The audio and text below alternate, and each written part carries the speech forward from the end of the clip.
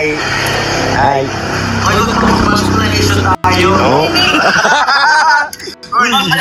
Yo, what's up mga kababayan, mga kalingap? Welcome back muli sa aking munting channel. Ako po yung host, Auriada TV, ay muling nagbabalik at meron na naman tayong panibagong reaction video. No? For today's reaction video mga kababayan, mga kalingap, ito nga po ay patungkol kay Papa Joms at kay Joy Diwata na kung saan mga kababayan, mga kalingap, ito palang dalawa ay ginagawan ng issue, no? Grabe itong si Papa Joms. Kada na lang may makausap, may makatabi, ay hindi nakakaiwas, hindi nakakatakas sa mga issue na ginagawa sa kanya. No? At mamaya po yan, lilinawin po yan ni Papa Joms, no? Kung ano yung meron sa kanila ni Joy Diwata. No? Bago ko pa i-play ang video na yan, mga kababayan, mga kalingap, gusto ko muna kayong batiin isang mapagpalang araw ng Sabado po sa ating lahat. Nawa ay nasa mga mabubuti po kayo mga kalagayan habang pinapanood ang video na ito. At syempre gusto ko mag-remind sa inyo sa mga hindi po nakasubscribe kay Kuya Bal Santos Matubang, Kalinga Prab, Ate Edna Vlogs, Kuya Jomar Vlog. Ano pang inaantay nyo mga kababayan, mga kalingap, pakisubscribe po natin sila at pakipanood po natin yung kanilang mga video upload sa araw-araw ng sa ganun mga kababayan, mga kalingap. Makatulong po tayo sa kanilang mga channel, sa ating mga panonood sa kanilang mga YouTube channel, ay malaking tulong po ito. Hindi po ito maliit na bagay, kundi malaking tulong po ito para mas mapalawak pa po ni Kuya Bal at ni Kalinga Prab yung kanilang isinasagawang programa at adhikain. Yan po ang paglingap sa ating mga kababayan. At kung bago ka po sa aking munting channel, baka naman road to 100k na po tayo. Sa mga nakasubscribe po, maraming pong salamat. At sa mga magsusubscribe pa po, thank you in advance. No? So ito na po mga kababayan, mga kalingap, panoorin po natin yung paglilinaw ni Papa Joms kung ano ang meron sa kanila ni Joy Diwata. Panoorin po natin to. Pero kung mas maganda Papa Joms kung may kasama ka dun. Kung kasama mo siya. Hey! Nako, mas maganda talaga kung nakasama si Carla doon sa Hong Kong mga kababayan, mga kalingap. Kung naging masaya ang mga taga Hong Kong, lalo silang mapapasaya pag nakasama sana si Carla at makikita nila ang Team Jomcar na magkasama. No? At credit po kay Kuya Pure Health at tayo po ay gumamit ng kanyang maiksing video clip. No? At yung paglilinaw po ni Kuya Jomar ay maya-maya po yung bandang dulo. Abangan nyo po, no? Oo. Ay, grabe naman. Kilig si Federico. Paano kilig mo siya? Saan? Grabe din na kiligin yung mga Indiano, Naol! Oo nga, balik na siya pala ngayon na lang. At yan, mabuti madating ka na nga sakto lang araw, mga Valentine's. Uy, may info ako na nasa da. Ano kayang Valentine's ni Papa Joms at ni Carla? Meron kayang silang ginawang vlog mga kabayan, mga kalingap? Sana meron, no? Nasa daig sila. Sino? Uy! Mukhang nag-aabang. Papa Joms. Pasalubong yan. At syempre, Valentine's po yun. Valentine's Day. Oo. Grabe, talagang nag-aabang daw si Carla sa dait sa pagdating ni Papa Joms, no? Grabe si Carla, excited nang makita si Papa Joms at yung mga ibinigay na padala para kay Carla. Parang nung pagkanis ko, nagtanong ako, nasaan ka?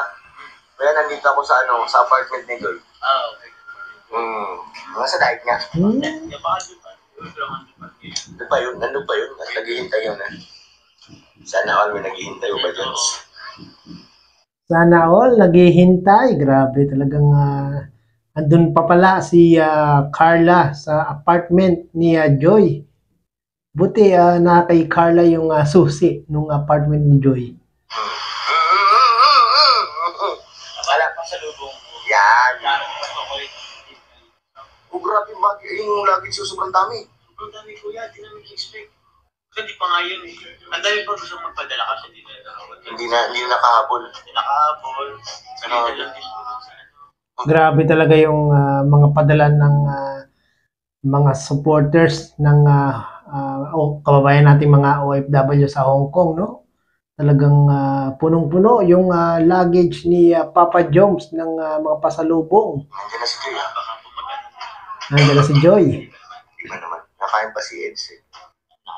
Pero magandang experience talaga dito. No? Sobrang ganda po yung ibang ganda experience. Akala ko nga dati, sabi ko, 5 days, 6 days.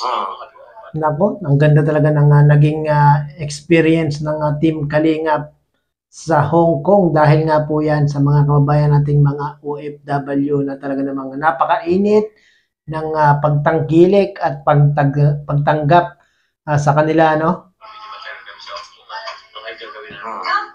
Pero ngayon, nabitin sa 1 week. Hira. Nako, nakakabitin talaga yun pag 1 week lang Papa Joms, no? Dahil pili lang yung napuntahan yung mga place, no? At marami pang magaganda raw na lugar na pasyalan sa Hong Kong. Nako, sana ay makabalik pong muli kayo at siyempre makasama na si Carla sa susunod na inyong pagbalik, no? Ay. Ay, wag pa papasok na iso tayo. Yung mga kababayan, si Joy, no? Papasok si Joy sa van, kukunin yung kanyang shoulder bag. At sabi nga ni Papa Joms, wag daw papasok sa van, baka daw po ma-issue na naman sila. Grabe naman yan, papasok lang sa van, ma-issue agad. Nagilbag daw. Kunin mo. Hindi kasi nalapit eh. Yan tuloy, ayaw na ni Papa Joms na lumapit kay Joy dahil nga po makalapit lang, makadikit lang, issue agad ang ibinabato sa kay Papa Joms, no? Kasi ba? Aliyang po niyo pong ibabasin. Kaya nga. Oo.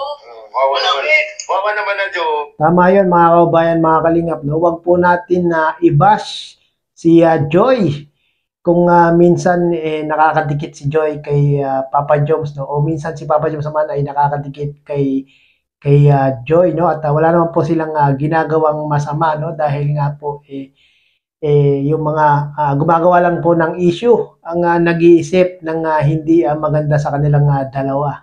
Uy. Wala po kaming ano dyan.